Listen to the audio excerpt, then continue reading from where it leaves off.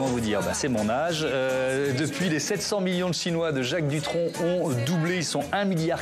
La population mondiale a également doublé entre les années 70 et aujourd'hui. Regardez cette courbe de l'évolution, 1 milliard en 1803, 2 milliards en 27, 4 milliards dans les années 70-74, 8 milliards en 2022, puisque l'ONU nous l'a annoncé cette semaine. Et puis il y a ces prévisions de monter jusqu'à 10 milliards autour des années 2080. On va tout de suite voir le sujet qui nous décrit cette frise chronologique avec Samia Dechir. Le cap est franchi. Nous sommes désormais 8 milliards d'êtres humains. Un chiffre qui donne le vertige si l'on regarde un peu plus de 200 ans en arrière. En 1800, nous n'étions encore qu'un petit milliard. Puis la révolution industrielle combinée au progrès de la médecine et de l'hygiène vont provoquer une soudaine accélération de la population mondiale au XXe siècle. Sommes-nous désormais trop nombreux pour une seule planète ?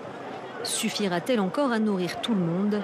Pour cette démographe, ce n'est pas tant le nombre d'humains qui importe, mais plutôt leur mode de vie. Pour pouvoir nourrir les 8 milliards d'humains, donc il y a des études qui montrent qu'a priori, on serait en capacité de le faire dans la mesure où on change un petit peu nos modes de vie, modes de consommation, la réduction par exemple de la consommation de viande, notamment dans les pays les plus riches. D'après les projections de l'ONU, nous serons plus de 10 milliards d'êtres humains avant la fin du siècle, soit 2 milliards de plus qu'aujourd'hui. Jusqu'où la population mondiale va-t-elle continuer d'augmenter ? En réalité, le rythme de croissance a déjà commencé à ralentir. La tendance s'inverse sous l'effet de ce qu'on appelle la transition démographique. Déjà achevée en Occident, elle touche désormais presque tous les pays. Ce qui se passe, c'est que la plupart des pays du monde sont passés d'un régime où la mortalité et la fécondité étaient élevées à un autre régime démographique qui est une mortalité plus faible, une espérance de vie qui augmente et une fécondité beaucoup plus basse. Voire même, comme je le disais tout à l'heure, des pays qui descendent bien en dessous de 2 enfants par femme, donc jusqu'à 1 enfant par femme, donc actuellement en Corée du Sud. Autrement dit, les humains vivront plus longtemps et feront moins d'enfants. Et c'est peut-être là le vrai défi, le vieillissement de la population mondiale. D'ici 2050, le nombre de personnes de plus de 65 ans va doubler dans le monde, soit 1 humain sur 6 contre 1 sur 10 aujourd'hui. Et pour animer ce débat, pour nous éclairer, je vous présente tout de suite nos experts. Emmanuel Pont, bonsoir, bienvenue. Vous êtes ingénieur, auteur du livre « Faut-il arrêter de faire des enfants pour sauver la planète ?» publié aux éditions Payot. Marie-Ève Perru, bonsoir, bienvenue. Vous êtes ingénieur en génie urbain, responsable Île-de-France de l'association Démographie Responsable. Gilles Pizon, bonsoir, bienvenue à vous ici. Vous êtes professeur émérite au Muséum national d'histoire naturelle, conseiller de la direction de l'Institut national d'études démographiques, auteur de l'Atlas de la population mondiale aux éditions Autrement, et puis on fera référence aussi à un article que vous avez publié pour le média The Conversation. Et Mathieu Croissando, évidemment, est resté à mes côtés. Merci Mathieu, vous êtes toujours éditorialiste politique, ça n'a pas changé entre la première et la seconde partie. Emmanuel Pont, ce qui frappe, on a vu la frise chronologique tout à l'heure, c'est l'accélération du phénomène. Comment elle s'explique ce que je peux appeler une flambée démographique ? Alors, c'est un petit peu particulier de dire accélération du phénomène parce que justement, votre journaliste présentait à raison le fait que ce taux de croissance diminue de la population et elle est plutôt partie pour se stabiliser. Ouais. Alors, ce phénomène, c'est... En fait, l'accélération, on a le sentiment qu'entre les années 70 et aujourd'hui, c'est à ce moment-là qu'il y a une accélération plus forte. Au contraire, ça ralentit depuis les années 70. Bon. Le pic de croissance de la population mondiale, il était justement autour des années de Jacques Dutronc, dans les années 65-70. Ouais. Et donc, ce phénomène, c'est ce qu'on appelle la transition démographique. La transition démographique, c'est ce moment où, quand la mortalité baisse dans des pays, grâce au progrès de l'hygiène, de l'alimentation, de la santé, etc., la natalité baisse avec du retard. Et donc ce retard fait que pendant cette période transitoire, la population augmente. Et donc ça, c'est quelque chose par lequel passent tous les pays. Par exemple, la France a mis 150 à 200 ans à faire sa transition démographique. Ça a été très progressif. Ouais. Le reste du monde, et en particulier ce qu'on appelait à cette époque-là le tiers-monde, était en train de faire sa transition démographique à ce moment-là, d'où cette croissance. Aujourd'hui, la plupart de ces pays l'ont fini. Aujourd'hui, à peu près 70% de la population mondiale est dans des pays au-dessous de 2 enfants par femme. Oui. Gilles Pizon, ça veut dire que la population mondiale, elle double à peu près au même rythme depuis les années 20, c'est ça, depuis un siècle? Alors, justement, non. C'est-à-dire que... Moi, je regarde les chiffres. 2 milliards en 27, 4 milliards en 74, ça fait 50 ans à peu près. On rajoute 50 ans, on est dans les années 2022, on a encore doublé. Alors, il faut peut-être se baser sur le taux de croissance annuelle. Oui. Et comme ça vient d'être dit par Emmanuel Pons, le taux de croissance annuelle de la population mondiale est passé par un maximum il y a 60 ans, dans les années 1960.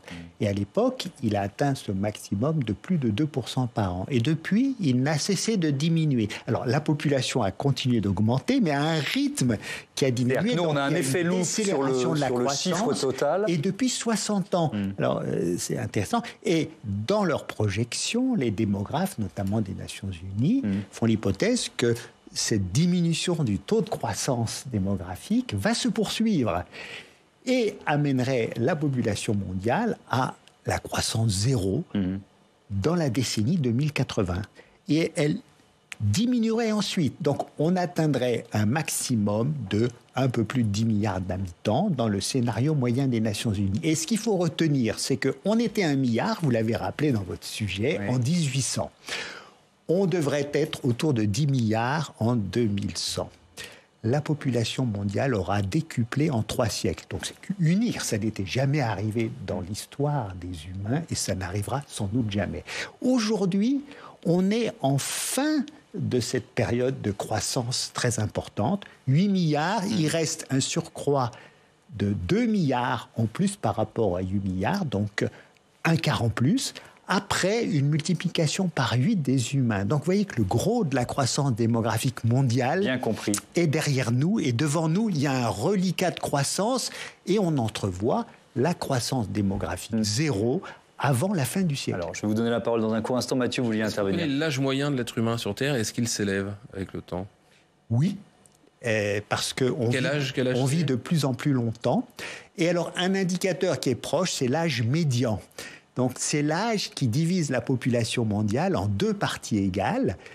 Et aujourd'hui, il est de 31 ans. Donc, si vous avez 31 ans, la moitié de l'humanité est plus jeune que vous, l'autre moitié est plus âgée. Dans un pays comme la France, on est nettement au-dessus, 44 ans. Le chiffre le plus élevé, c'est le Japon, le pays qui a la population la plus vieille démographiquement, avec 48 ou 49 ans d'âge médian. Donc, l'âge moyen augmente. Et pourquoi ?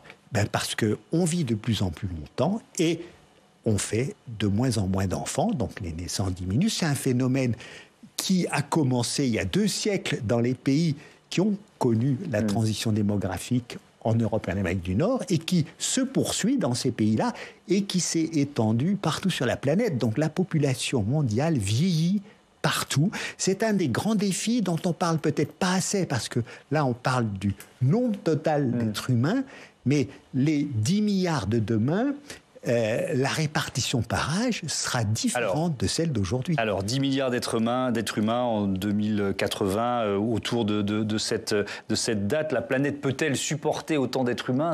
Ça rejoint la thèse et ce que demande l'association Démographie Responsable. Vous répondez non, c'est ça ? Oui, on répond que 8 milliards, c'est pas soutenable pour la planète.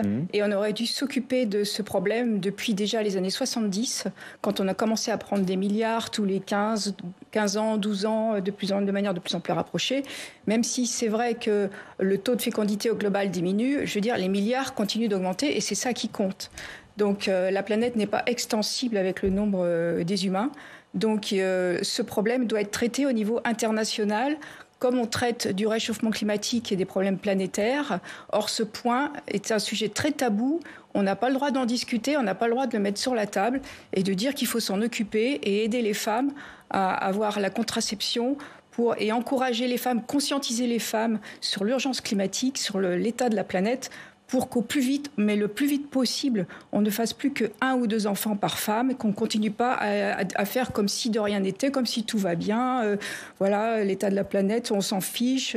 Du moment que tout le monde a la liberté, de procréer. Ce que dit Mathieu n'est pas faux. Qu'est-ce qui se passe pour ceux qui en font plus? Et puis comment on fait par exemple, sur le continent africain qui est aujourd'hui, je ne pense pas me tromper, est celui où la natalité reste la plus importante? Il faut encourager l'éducation des femmes. Toute l'aide internationale, ça devrait être principalement de la contraception et surtout conscientiser, puisque les jeunes femmes en France, des 18, 25 ans, 30 ans, sont de plus en plus conscientes de la problème de surpopulation et sont prêtes à se sacrifier, à ne pas avoir d'enfants pour sauver la planète. Alors que, en fait, il faudrait que cette conscience-là arrive à toutes les femmes du monde, et même les hommes. Puisque on fait toujours que c'est les femmes qui font les enfants, mais enfin c'est les hommes qui sont inconscients souvent, qui poussent les femmes à avoir des enfants de manière incontrôlée, toutes les religions. Donc ce point doit absolument être pris en compte au plus vite, quoi. C'est une urgence vitale. Alors qu'est-ce que vous en pensez l'un et l'autre? Je commence avec vous, Emmanuel Pont, une sorte de programme mondial, une aide internationale centrée sur cette question. Alors je pense qu'il y a beaucoup de choses à dire sur tout ça. Alors déjà parler de problème de la population, de dire qu'il aurait fallu s'en occuper, c'est particulier parce que la population, c'est des gens, c'est des êtres humains, on le rappelle. Il aurait fallu s'en occuper dans les années 70. On vient d'en parler, justement, les années 70. Eh bien, c'était ce moment où la majorité du monde faisait sa transition démographique. Et donc, dans ces années-là, les pays les plus riches du monde, eux, avaient déjà une natalité qui avait baissé. Et les autres, qui étaient des pays très pauvres, en majorité à l'époque, avaient une natalité élevée.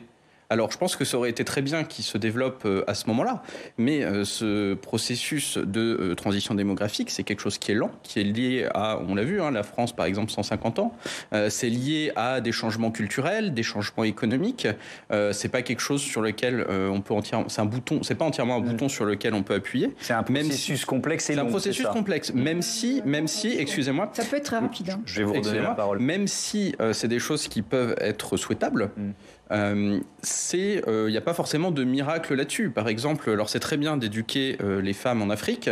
Si à la sortie de leur éducation, leur débouché professionnel, c'est redevenir bergère dans leur village, il n'y a pas grand monde qui ira à l'école. Et donc tout ça, c'est des changements un peu plus profonds et plus larges de la société qu'on ne peut pas toujours décréter. Oui, Marie-Ève Perru, pourquoi vous dites que ça peut aller vite parce que je me suis servi du site de l'INED, votre site, monsieur. Vous avez raison. Et j'ai fait une simulation, puisque vous avez un programme super où on peut simuler l'avenir de la planète en fonction de l'espérance de vie, du nombre d'enfants par femme, différents paramètres. Et donc je me suis amusée à faire une simulation où si on ne faisait qu'un seul enfant par femme, à partir d'aujourd'hui, eh bien, je suis arrivée qu'on arrivait à diminuer de moitié la population, repasser à 4 milliards en 65 ans seulement, grâce à votre logiciel. Donc, ça peut être très rapide. Oui, alors le logiciel ne va pas s'occuper de dire aux femmes et de vérifier qu'elles vont avoir un enfant chacune tout de suite. Mais il ne faut pas dire que c'est impossible. Attendez, les femmes mettent au monde 2,3 enfants en moyenne chacune à l'échelle mondiale. À l'échelle mondiale. C'était plus du double, 5 enfants il y a 50 ans. Et la fécondité mondiale, moyenne, ne cesse de diminuer. Parce que les femmes, les couples ont fait le choix partout d'avoir peu d'enfants pour leur assurer une vie de qualité et longue. Ouais. Mais partout, sauf en Afrique, quand même. Attendez, il n'en résulte pas tout de suite un arrêt de la croissance démographique. Prenez le cas de l'Inde, qui va devenir le premier pays par la population dans 1 ou 2 ans. Voilà, 1,4 milliard d'Indiens. Eh bien, vous savez que la fécondité des femmes en Inde est de 2,0 enfants par femme. Elle est en dessous du seuil de remplacement des générations qui permet. Mais il n'en résulte pas un arrêt de la croissance démographique de l'Inde. L'Inde, dans les projections démographiques, va continuer d'augmenter en termes de population pour atteindre 1,7 milliard d'habitants au milieu du siècle et ensuite se mettre à diminuer. Pourquoi la population indienne continue-t-elle d'augmenter alors que les femmes et les couples ont moins d'enfants que ce qu'il faut pour assurer le remplacement des générations ? c'est parce que la population indienne est jeune démographiquement. Elle comprend une proportion importante de jeunes adultes en âge d'avoir des enfants. Même si chacun d'eux, dès maintenant, font peu d'enfants, 2 enfants. Regardez votre logiciel, monsieur. Eh bien, ça fait plus de naissances, beaucoup de naissances, parce qu'ils sont nombreux. Ce n'est pas le fait que la fécondité soit élevée.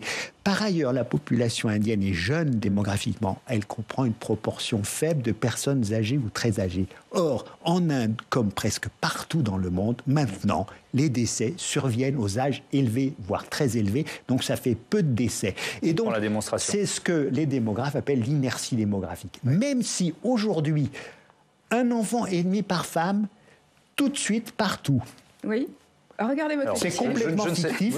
Je ne sais pas comment on y arrive, mais bon. C'est complètement fictif. Non, on ne se stabilise pas immédiatement. Je vous corrige, la population continue d'augmenter encore jusqu'en 2050. Ben oui, je l'ai conçu ce logiciel. Je vous le recommande et vous avez raison de l'utiliser. Mais ça veut dire qu'il y a une inertie démographique dont il faut tenir compte. Et sinon, si vous voulez que la population mondiale s'arrête de croître, voire diminue tout de suite, il faut augmenter la mortalité, ou il faut envoyer une partie de l'humanité sur Mars. C'est très simple. Alors, vous allez pouvoir répondre, mais Mathieu a une question. Madame, votre raisonnement, il s'appuie sur un raisonnement mathématique, mais votre propos, il a une portée politique qui peut être jugée rassurante pour les gens qui veulent qu'il y ait moins d'habitants sur Terre, ou inquiétante pour les gens qui sont attachés à les libertés individuelles de choisir le destin familial et de faire autant d'enfants qu'ils veulent. Comment, au-delà de l'éducation, comment vous, dans la portée de votre propos, ça se traduit comment concrètement? On interdit aux gens de faire des enfants? On contrôle? On incite et on conscientise. Vous savez, les femmes de la française... Ça me fait peur, moi j'ai l'impression d'être une dystopie. Là. On va contrôler l'enfant, ça a été tenté dans un pays, et on peut en parler. Nous avons fait un sondage IFOP au mois d'octobre, un sondage sérieux, IFOP, par M. Jérôme Fourquet, ou un nom comme ça. Pensez-vous auprès d'un échantillon de Français, pensez-vous que la planète est surpeuplée? Oui, à 72%. Il y a une conscience. À propos des atteintes à l'environnement, diriez-vous que la croissance démographique mondiale a joué un rôle important? Oui, à 66%. L'aide internationale doit être axée sur la contraception et l'éducation des jeunes dans ces pays en voie de développement. Oui, à 58%. Concernant même la population française, pensez-vous que nous devrions plutôt chercher à la stabiliser et même à la réduire? Oui, à 65%. Les gens sont tout à fait conscients, contrairement à ce qu'on entend les Oui, mais enfin, ça ne règle pas la question en Asie ou en Afrique, Emmanuel. Mais même en France, ça ne règle pas la question. Je veux dire, il y a d'autres sondages sur le désir d'enfant en France. Et en France, comme globalement dans les pays riches, les gens ont moins d'enfants qu'ils ne le souhaitent. En France, c'est à peu près 30% des gens qui, à la fin de leur vie reproductive, ont eu moins d'enfants que ce qu'ils auraient aimé. Donc, dire il n'y a qu'à convaincre ces gens d'avoir beaucoup moins d'enfants alors qu'aujourd'hui, ils en veulent plus, c'est particulier. Mais les gens sont conscients de la surpopulation. Il ne faut pas croire que... Non, ils sont conscients du problème écologique. Quand vous leur posez la question... On va revenir sur le désir d'enfant ou pas avec Tam Tranu dans un instant. Mais est-ce que vous faites le lien entre la population mondiale actuelle et les dérèglements climatiques? Est-ce qu'il faut faire moins d'enfants pour, soulager la planète en quelque sorte? En petite partie, parce que c'est forcément un facteur. Oui. Mais en même temps, dans ces 8 milliards, on compte pour l'Indien d'Amazonie et le milliardaire américain. Oui. Et toute la myriade de modes de vie, de sociétés, d'organisations qui vont derrière.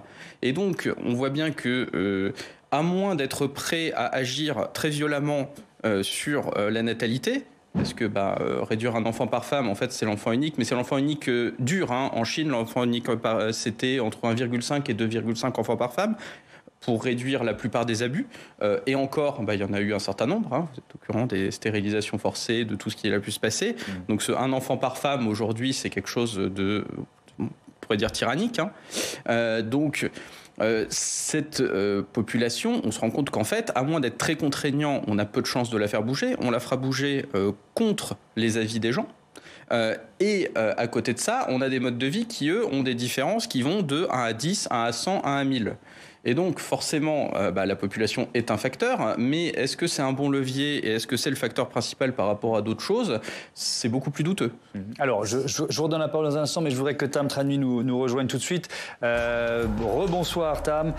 Pour parler effectivement de ces personnes qui ne veulent pas, qui ne veulent plus d'enfants, il y a plusieurs études, plusieurs sondages récents qui y reviennent. Et oui, vous en avez parlé, il y a eu un sondage de l'IFOP récemment réalisé avec le magazine Elle, sorti fin septembre, qui a abouti à la conclusion que près d'un tiers des femmes en âge de procréer, 30% précisément, ne veulent pas d'enfants. Un sondage qui fait écho à une autre étude, une étude américaine menée dans le Michigan par l'Université du Michigan, qui montrait qu'un quart des jeunes adultes interrogés ne voulaient pas avoir d'enfants, une tendance à la hausse, puisque lors des enquêtes précédentes, le taux des jeunes adultes ne voulant pas d'enfants oscillait entre 2 et 9%. C'était du déclaratif, c'était ne voulaient pas avoir d'enfants, ça ne veut pas dire qu'ils n'allaient pas du tout en avoir. Mais on observe aussi une baisse de la fécondité en France chez les 20-29 ans. Et là encore, attention à ne pas en tirer des conclusions trop hâtives et définitives. Cela peut aussi refléter un recul de l'âge d'entrée dans la parentalité, le fait que l'on ait des enfants de plus en plus tard. Alors, chez ces jeunes qui disent ne pas vouloir d'enfants, il y a le lien avec la volonté de préserver la planète, parfois. Et oui,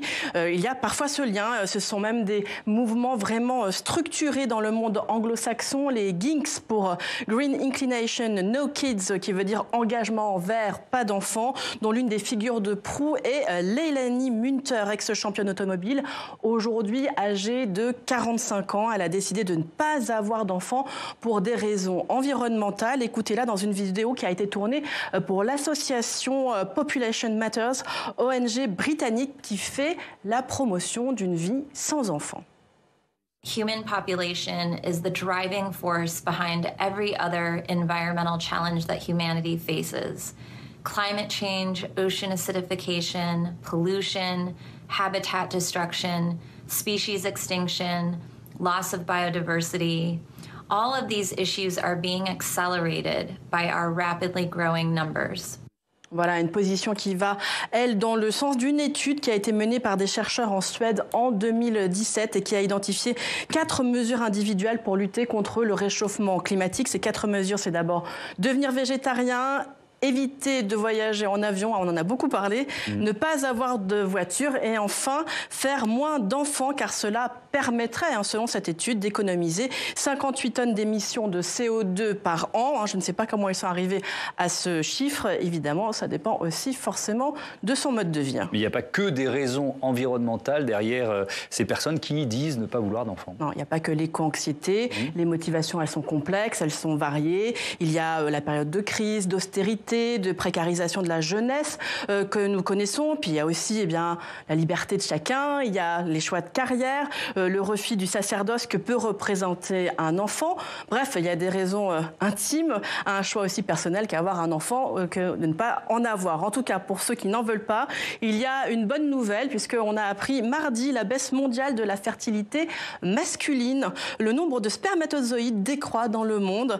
Cela peut donc devenir un danger pour l'humanité, disent certains médecins. Les GINKS vous diront, eux, peut-être que c'est au contraire la solution pour sauver notre planète. Merci Tam pour ces infos. On reviendra sur le chiffre des 58 tonnes d'émissions de CO2 parce qu'il peut être sujet à caution. Je voudrais vous entendre, Gilles Pizon, sur effectivement cette dernière information, la baisse mondiale de la fertilité masculine. Est-ce que ça... Alors j'ai bien compris qu'on était dans des processus qui étaient lents, mais est-ce que ça peut inverser la tendance qui est donnée? On va passer de 8 milliards aujourd'hui à 10 milliards d'ici 50 ans. Non. Non. Parce que là, vous parlez de la capacité de concevoir un enfant. Oui. Alors c'est vrai que ça dépend de la qualité du sperme masculin parce que la baisse de la fertilité, elle est avérée chez les hommes. Elle a baissé de moitié dans les pays avancés pour des raisons sans doute d'environnement, de présence de produits chimiques dans l'air et tout. Alors, ça n'empêche pas les couples qui souhaitent avoir un enfant d'en concevoir un. Simplement, ça allonge le délai de conception qui est déjà long. Nous sommes, nous, Homo sapiens, une espèce peu fertile. C'est pas très facile de concevoir un enfant. La probabilité de concevoir au cours d'un seul cycle, quand la femme a enlevé son stérilet ou ne prend plus la pilule, elle est de 1/4 seulement. Et donc, il y a ce délai de 5-6 mois chez des couples normalement fertiles. Et le fait que la fertilité masculine ait baissé, ça a allongé le délai. Mais au total, les couples qui veulent avoir un enfant, ils y arrivent. C'est un petit peu plus long. Et si vous voulez, c'est pas ça le facteur. Le facteur important, c'est le souhait des femmes, des hommes, des couples, d'avoir ou non un enfant. C'était votre sujet. Oui. Et la plupart arrivent à avoir l'enfant qu'ils souhaitent. Ceux qui n'en souhaitent pas, et c'était votre sujet, il y a plein de raisons. Les enfants, ça coûte, c'est fatigant, c'est des contraintes pour la vie, faut le prévenir. C'est du bonheur aussi, beaucoup de bonheur. Ceux qui n'en souhaitent pas, qui n'en aient pas. Oui. Mais la majorité des hommes, des femmes, notamment chez les jeunes, souhaitent avoir un enfant un jour. Et moi, je leur dis, donc vous dites que ce mouvement dont parlait Tam Tranui, il est très minoritaire, ultra minoritaire aujourd'hui. Surtout en France. Et puis, si vous en voulez, je leur dis, si vous en voulez, ayez-en et le nombre que vous souhaitez. Mais arrangez-vous pour les éduquer de façon à ce qu'ils aient un mode de vie responsable et durable quand ils seront adultes, à 20-25 ans, que leurs émissions de gaz à effet de serre nettes soient nulles.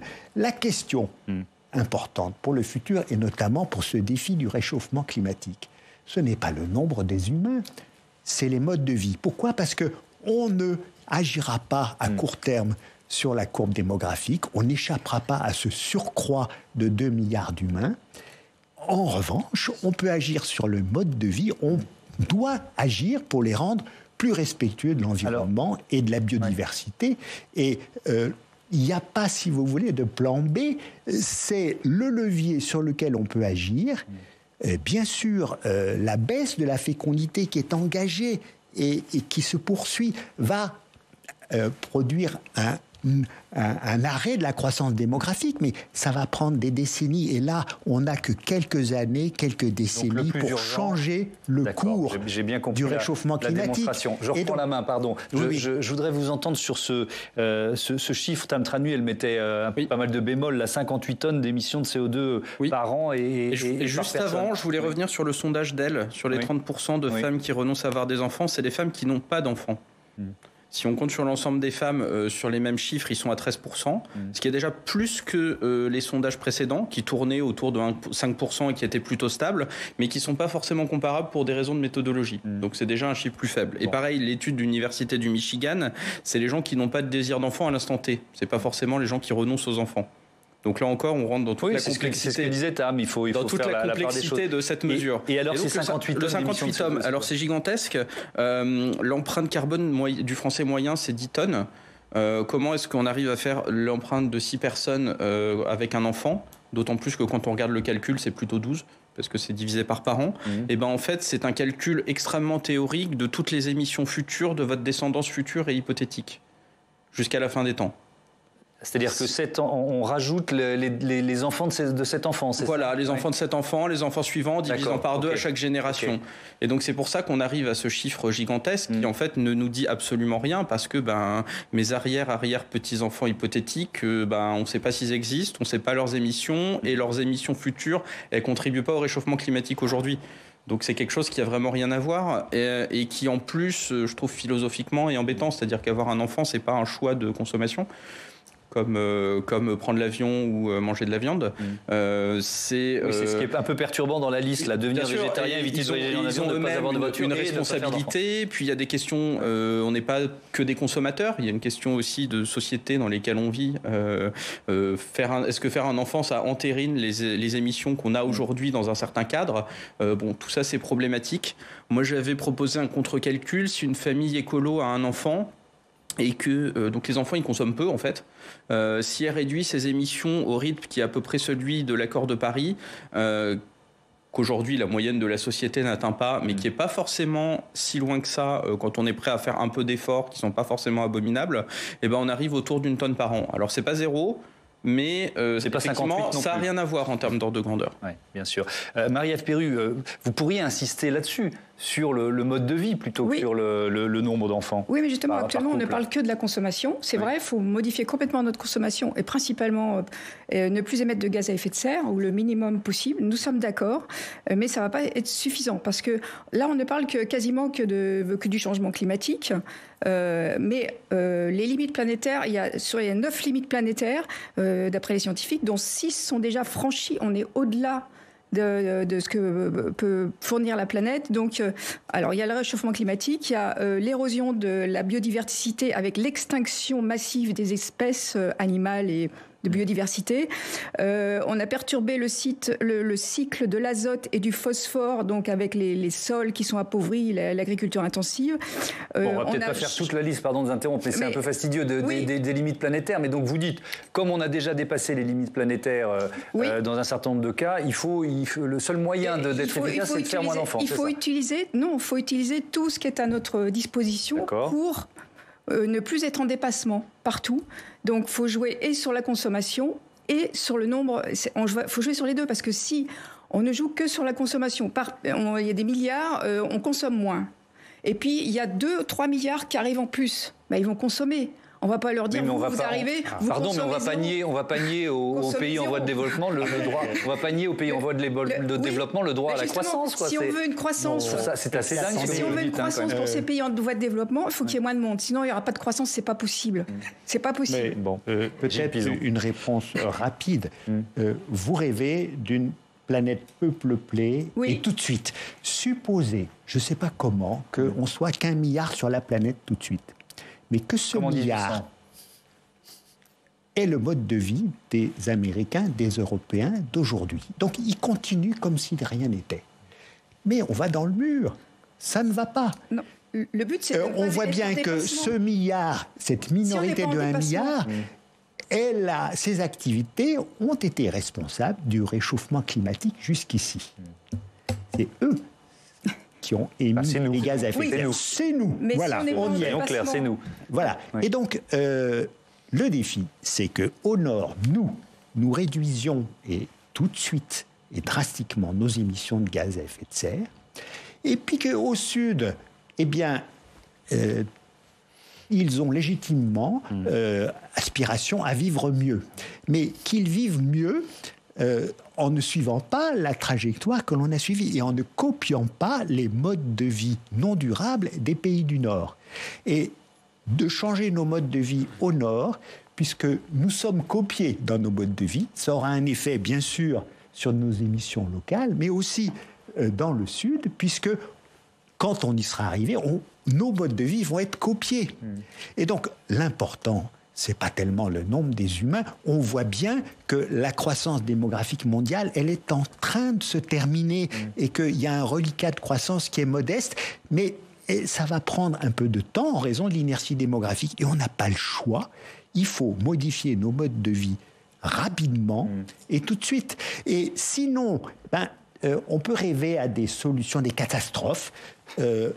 Un astéroïde géant de la taille de celui qui est tombé il y a 66 millions d'années au Mexique, qui a contribué à la 5e extinction massive d'espèces, dont la disparition des dinosaures. Donc c'est peut-être un peu ce genre de scénario que vous avez en tête, mais il est très peu probable. La vie humaine, et le plus probable, c'est qu'on va être un peu plus nombreux, mais il va falloir faire avec. Non, je vous redonne la parole. On veut décroître au plus vite. Donc nous, on veut retomber à 3-4 milliards, pas plus. Mais pas plus. Regardez sur votre site de l'INED. Il faut 65 ans. C'est pas, Madame, pardon, mais vous dites Faucon, c'est trop facile. Pardon. Et puis en plus, vous nous dites que fort de nos consommations, effectivement, nous occidentaux, pays riches depuis un siècle et plus, mettons la planète dans cet état-là, on va maintenant imposer aux pays en voie de développement d'arrêter de faire des enfants. C'est quand même gonflé. Nous, on s'impose de ne plus émettre de gaz à effet de serre, de ne plus atteindre la mobilité, et de ne plus croître en population. Nous aussi, même en France, on devrait être avec ce qu'il y a en renouvelable sur la France, on devrait être que la moitié. 35 millions. Mais dans votre équation, vous oubliez quand même les pays en question qui peut-être vont vous rire au nez en disant « Madame, pardon, mais posez-vous la question de la responsabilité de votre continent ». Quand il va y avoir des guerres épouvantables, qu'il n'y aura pas assez d'eau pour tout le monde, avec une sécheresse épouvantable, on ne pourra plus faire pousser les plantes, les forêts vont toutes brûler. Vous croyez que c'est une vie vivable ? Alors, Emmanuel Pons, ce catastrophisme, vous le repoussez dans votre livre, vous faites la démonstration. Alors, je pense qu'à la fois, il faut bien être conscient des risques, parce que oui, on a des risques de catastrophes qui peuvent arriver et qui ne sont pas écrits, parce que ça va dépendre de ce que choisit l'humanité aujourd'hui. Et autant on peut être inquiet de cette trajectoire et on peut avoir aussi un peu d'espoir vers certaines choses qui vont mieux, pas toutes, soyons clairs, le juste milieu n'est pas forcément au milieu là-dessus. Après... on peut justement regarder ces limites planétaires et se dire la même chose. Est-ce que avec une mesure absolument abominable, contraindre les gens, on divise la population par 2 en 2100, donc reprenons de cette expérience de pensée, et on peut regarder ce qu'on peut faire à côté. Donc par exemple, à côté, on se rend compte que beaucoup des sujets écologiques sont des sujets d'agriculture. Donc que ça soit la biodiversité, parce que c'est l'occupation des sols. Aujourd'hui, 99% des sols de l'humanité qui sont occupés par l'agriculture, l'eau, la dégradation des cycles de nutriments, la déforestation, etc. Il y a beaucoup de leviers pour nourrir les gens, parce que ça serait une question, et pour avoir une agriculture soutenable. Par exemple, ça, c'est une vraie question. C'est-à-dire qu'on peut être 10 milliards dans 30 ou 40 ans, en changeant de modèle, c'est-à-dire alors très largement, mais on a déjà de quoi nourrir largement tout le monde, mais aujourd'hui il y a des gens qui meurent de faim parce que c'est plus rentable de vendre des céréales à des élevages en Europe que de les vendre à des gens pauvres en Afrique. Et on pourrait tout à fait, donc il y a eu un certain nombre d'études là-dessus, notamment Agrimonde de l'INRA, du CIRAD en France, sur comment nourrir 10 milliards de personnes. Et là-dessus, on a des grands leviers d'action qui sont le gaspillage. On gaspille à peu près un tiers de notre nourriture. La viande. Alors la viande, c'est vraiment le gros sujet. Si l'humanité devenait végétarienne demain, on libérerait 3/4 des terres utilisées. 3/4. Ça vous donne une idée de la puissance de ce levier d'action par rapport à la démographie. Ce qui ne veut pas dire qu'on doit 100% devenir végétarien, ni d'ailleurs que ces terres ne seraient pas utilisées d'une autre manière. Mais ça montre qu'il y a des choses qui peuvent être faites relativement vite et qui, elles, agiront sur tous les sujets écologiques et sans avoir, parce qu'on n'en a pas parlé, d'effet rebond. C'est-à-dire que si on est 2 fois moins, est-ce qu'on va polluer 2 fois moins ? Très vaste question. Est-ce que si on est 2 fois moins... Le risque, c'est quoi ? C'est qu'on se dise, continuons. Bien sûr. Alors, il y a déjà ce risque politique. Est-ce que ce qu'on ne fait pas aujourd'hui, on le fera si on est moins ? Est-ce que si on est 2 fois moins, on fermera la moitié des puits de pétrole ? Est-ce que si on est 2 fois moins, la culture consumériste va disparaître ? Est-ce que si on est 2 fois moins, les pays riches suivront leurs engagements et est-ce qu'ils arrêteront de repousser les risques sur les pays pauvres ? Non, en fait, si on est 2 fois moins, tous les grands déterminants, et qui sont justement un peu plus larges que cette question des modes de vie, mais qui sont des mécanismes d'ordre politique, économique et culturel, tous ces grands déterminants, ils restent là. Alors je vais vous redonner la parole tout de suite. C'est un peu ce que disait le secrétaire général de l'ONU. C'est une phrase très courte, vous allez voir, il la prononce à l'occasion de la COP 27 en Égypte, Antonio Guterres. Que dirons-nous quand ce 8 milliardième bébé sera en âge de nous demander « Qu'avez-vous fait pour notre monde et pour notre planète quand vous en aviez l'occasion ?» Marie-Ève Perru, il est là le vrai levier. Il est dans nos comportements. Mais ça sera insuffisant. Alors, vous dites qu'il ne faut pas de contraintes, donc il ne faut pas contraindre les gens à encourager à faire moins d'enfants. Par contre, au niveau des contraintes, ne plus manger de viande, ne plus prendre l'avion, ne plus utiliser la voiture, ne plus se chauffer, un nombre de contraintes immenses. Alors, d'utiliser 2 fois moins en plus, on n'aura plus d'énergie très, très prochainement, puisqu'on n'aura plus de pétrole, plus de charbon. On aura peut-être quelques centrales nucléaires qui vont rester, mais ça sera insuffisant pour avoir autant d'énergie que ce qu'on a actuellement. Donc, on sera incapable d'avoir tout le confort qu'on a maintenant. Ça va être une vie très difficile. Je ne sais pas d'où vous sortez ça. Il y a des scénarios qui ont été définis par RTE et qui nous prouvent qu'on peut tout à fait, ça prendra du temps, mais remplacer les énergies fossiles par un mix, par exemple, énergie renouvelable et nucléaire. Donc, vous dressez un tableau qui est le plus noir possible. Pour le monde entier, là, je parle du monde entier, au niveau du monde entier. Je ne parlais pas de la France. Oui. Donc, si vous voulez qu'en Afrique, qui se développe, en Asie, etc., que tout le monde ait ses centrales nucléaires, déjà, il n'y aura pas assez d'uranium pour tout le monde. Donc, il faut trouver d'autres formes d'énergie. Pour l'instant, on est un peu à court. Donc, ce n'est pas avec 3 panneaux solaires dans un coin qu'on aura la même énergie qu'on a actuellement, quoi. Je pense que c'est un excellent exemple, parce que entre l'énergie qui est utilisée par l'Américain moyen et celle utilisée par l'Africain moyen, on a de 1 à 100 ou de 1 à 1000. Donc on voit que le besoin en énergie, il dépend moins du nombre de gens que de la manière dont ils vivent. Oui. Et puis, la question des modes de vie, c'est crucial. On l'a dit. Et il ne faut pas oublier qu'on doit réduire les inégalités, parce qu'on voit bien que les comportements ne sont pas les mêmes. Et les consommations de ressources non plus. Et si on est 10 milliards, ce qui est très probable dans quelques décennies, mais pas plus, pas des dizaines, il faut aussi qu'on réduise les inégalités entre pays et à l'intérieur des pays. Or, pour l'instant, la plupart des pays en développement, comme on les appelait, qui se développent, eh bien, ça se traduit par une montée des inégalités. Donc, un des défis, eh bien, ça sera d'être plus nombreux, de nourrir, et on en a parlé, c'est possible, c'est 10 milliards, mieux qu'on ne nourrit les 8 milliards, mais il faut changer notre agriculture, et en réduisant les inégalités qui sont en train de monter à l'intérieur des pays émergents. Et donc, il y a des défis, mais la courbe démographique, on ne va pas la modifier à court terme. Il faut faire avec. Vous nous parliez de l'Inde tout à l'heure et vous l'évoquez évidemment dans cet article que vous avez signé pour le média The Conversation. L'Inde, qui va donc devenir le premier pays peuplé au monde, avec notamment ces mégalopoles dans lesquels les conditions de vie sont déjà désastreuses. Écoutez ce qu'en dit la directrice d'une fondation indienne sur la population.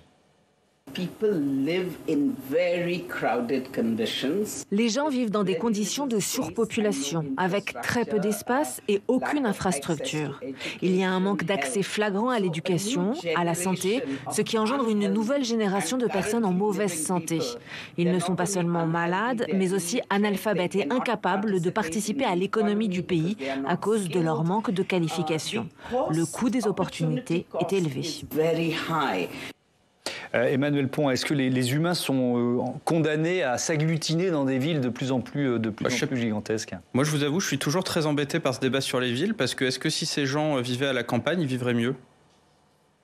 S'ils ont choisi d'aller vers les villes, s'ils ont choisi d'aller en ville, c'est pas pour rien. Au passage, ils ont beaucoup moins d'enfants. En Inde, la natalité dans les villes, c'est à peu près 1,6 enfants par femme et 2,3 dans les campagnes. Donc les logiques changent et on se rend compte en fait ce que décrit cette femme, c'est une réalité quand même. Ah bah bien sûr. Elle utilise des mots surpopulation qui sont pas adaptés. Oui. Pourquoi? Forcément, quand on est dans une ville, on est plus dans une situation où les gens sont plus proches. Mais les grandes villes savaient pas dire des qualités de vie dégradées. Au contraire, si les ruraux vont en ville, s'il y a cet exode rural, et il ne date pas d'avant-hier, ça fait depuis très longtemps, c'est parce qu'on y trouve les services, les métiers, les emplois et tout. Et c'est qu'on y vit mieux que dans les campagnes. Donc, je vais vous redonner la parole. Mégalopole, ça ne veut pas forcément dire mégapollution, parce que c'est aussi... ça dépend. Là encore, c'est variable. En fait, alors déjà, on a beaucoup de fantasmes sur les bidonvilles en Inde, qui, par certains points de vue, peuvent être sales, denses, etc., et qui par d'autres sont des milieux extrêmement riches et extrêmement efficaces. On avait vu par exemple, parce qu'on avait des bidonvilles en Inde qui avaient des politiques Covid dont pourrait s'inspirer l'État français. Et donc après, ça dépend de comment les villes sont faites. Et il se trouve que les villes ont cet avantage écologique de pouvoir être extrêmement efficaces pour beaucoup de choses. Mais ça dépend. C'est pas la ville américaine, qui est extrêmement étalée et qui demande constamment des voitures. Par contre, la ville européenne, la ville asiatique, permet d'avoir des niveaux de vie relativement élevés avec des pollutions qui sont bien plus réduites que pour un niveau de vie équivalent à la campagne. Merci beaucoup, merci à tous d'avoir participé à ce débat. Je vais rappeler le titre de votre livre, Emmanuel Pont. Faut-il arrêter de faire des enfants pour sauver la planète? On est aux éditions Payot. Gilles Pizon, l'Atlas de la population mondiale chez Autrement. Et puis votre article pour le média The Conversation. Merci encore, je vous dis à lundi. Merci pour votre fidélité demain matin. Bonjour chez vous. Oriane Mancini reçoit l'académicien Éric Orsena. Ils vont continuer de parler de l'état de notre planète, notamment de l'histoire de nos fleuves et de nos ressources en eau. Belle soirée.